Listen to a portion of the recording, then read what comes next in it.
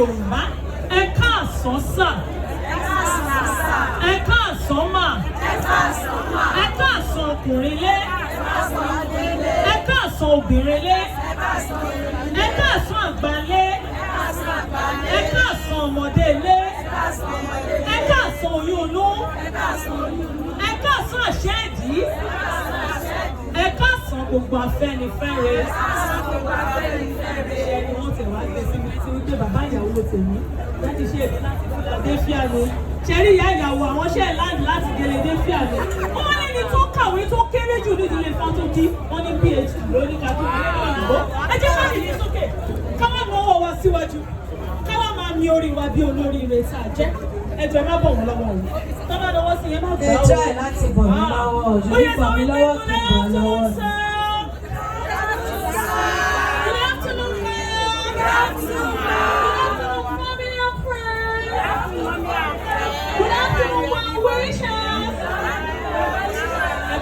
This beautiful moderator. Good afternoon, Alaga City.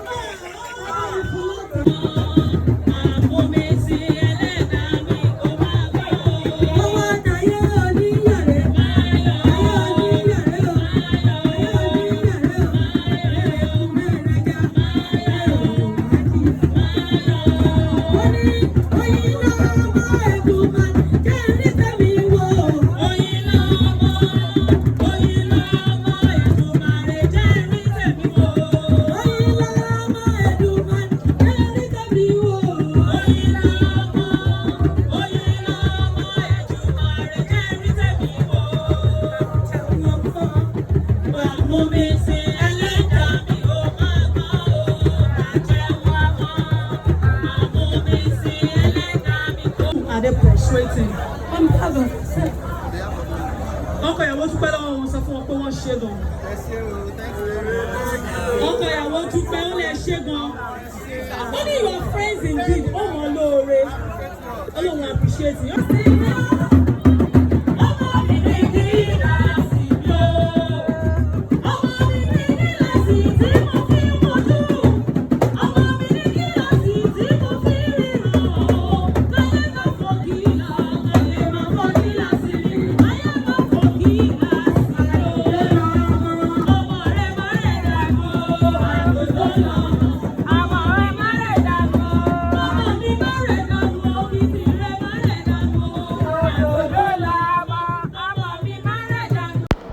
Alimat, ìyàwó wa tó beautiful, the latest bride in town.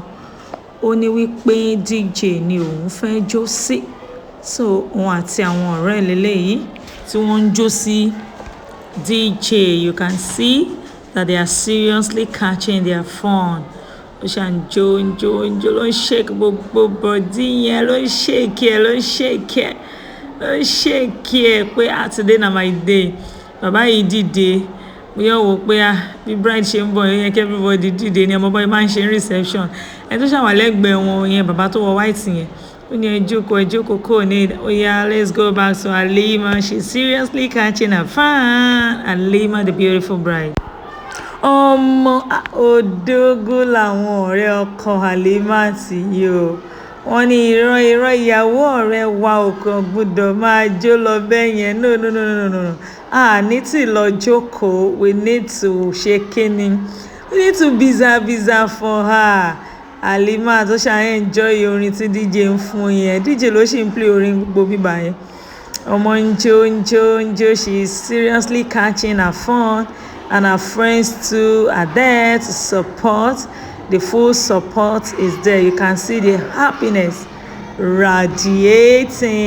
Beautiful Halima.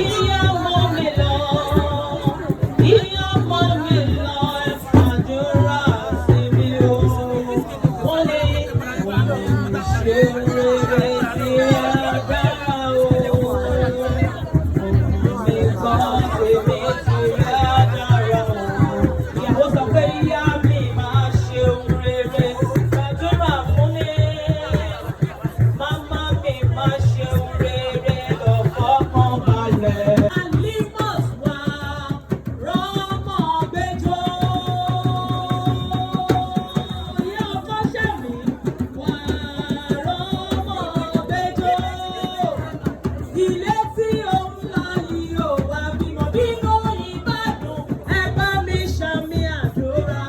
Àmín. Ramon ara ẹ̀ mo ní sọ́rí jìnnà ni o lẹ́ni sọ́rí jìnnà ni o ó yẹ ẹ̀sùn lówó sọ́rí jìnnà ni o mọ́mí àti dáàdì owó sọ́rí jìnnà ni o gbogbo ẹbí fọ́tò kí owó sọ́rí jìnnà ni o ìyàwó ló ní owó sọ́rí jìnnà ni o ó yẹ sọ pé ìsọ̀rí jìnnà ìsọ̀rí jìnnà ìsọ̀rí jìnnà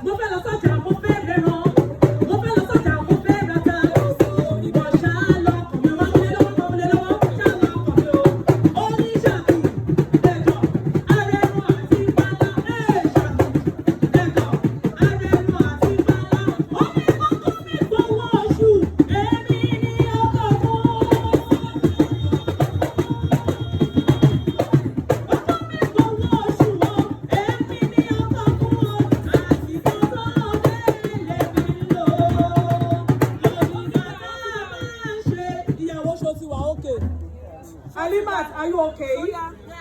Ọlọ́run sì wà okay. All right. Alimat, bó ṣe ṣú ló mú wọn wá jèrè iyán. Bó ṣe já, ó yá kúrì á nílò fún.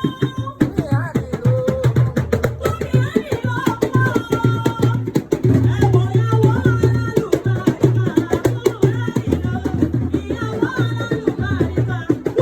The relationship between him and your daughter, we have seen it right to bring this relationship to your notice and to seek the approval and blessings of your family. As we wait for your amazing response, we boldly assure you of our son's intent to take care of your daughter. We pray that the good Lord will bless their union with grace, understanding, and peace, and through their relationship, our family will be strongly united.